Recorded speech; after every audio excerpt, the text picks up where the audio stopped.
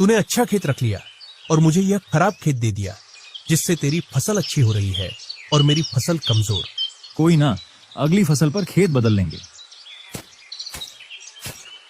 अगली फसल पर रामू राजू से खेत बदल लेता है और एक खेत ज्यादा ले लेता है।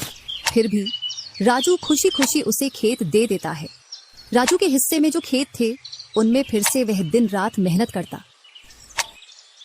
इधर रामू कभी काम करता तो कभी काम नहीं करता।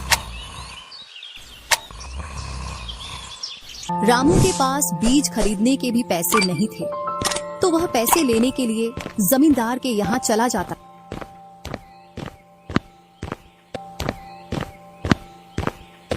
जमींदार जी, कुछ पैसे उधार चाहिए थे, जिससे मैं अपने खेतों के लिए बीज ले आता और फसल आने पर मैं आपको पैसे लौटा देता।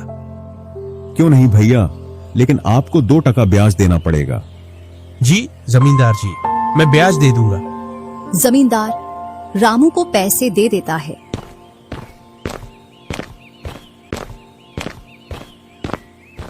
और रामू उनसे कुछ बीज लाकर अपने खेतों में बो देता है। इधर राजू अपनी फसल की रोज देखभाल करता और रामू बोकर आया उसके बाद से अपनी फसलों को देखने के लिए भी नहीं गया। वहीं अपने घर में पड़ा रहता और दिन रात सोता रहता।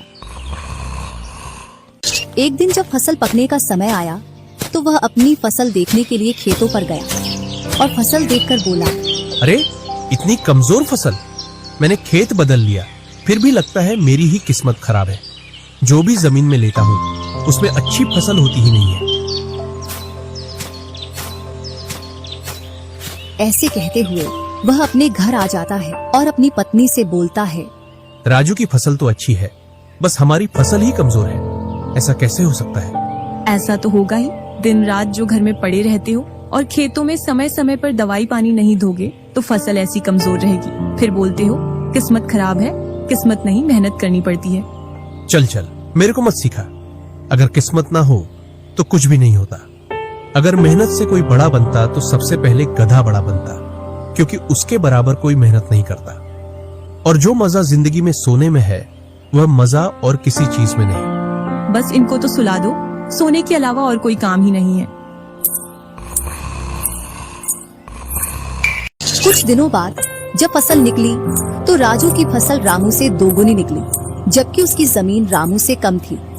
रामू फसल को देखकर बोलता है, इस फसल को बेच कर आऊं या खाने के लिए रखूं? इधर जमींदार जी को भी पैसे देने हैं। अब इतनी सी फसल से कैसे काम चलेगा पता नहीं।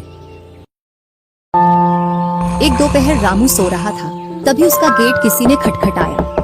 पता नहीं कौन भरी दोपहर में नींद खराब करने के लिए आ गया। जैसे ही वह गेट खोलता है तो सामने जमींदार खड़ा दिखता है। क्या यह रामू का घर है? रामू ने सोचा, क्यों ना मैं इसे राजू के घर पहुंचा दूं। यह मुझे पहचान भी नहीं पाया। मैं तो राजू हूँ, वह वाला घर है रामू का। जमींदार सामने वाले घर पर जाकर गेट को खटखटाने लगता है। राजू गेट खोलता है और बोलता है, क्यों भाई, इतनी तेज गेट को क्यों खटखटा रहे हो? मैंने आपके रुपए लेकर खा लिए क्या? हाँ भैया रामू, तुमने मेरे जो पैसे लिए थे उन्हीं को लेने के लिए आया हूँ। तुमने बोला था फसल आने पर पैसा लौटा देंगे, जो तुमने अभी तक नहीं लौटाया। क्या जमींदार जी, आप भी दोपहर में नशा करके आ गए? मैंने कब आपसे पैसे उधार लिए? क्या तुम ही रामू हो? नहीं, मैं तो राजू हूँ। रामू तो सामने वाले घर में रहता है।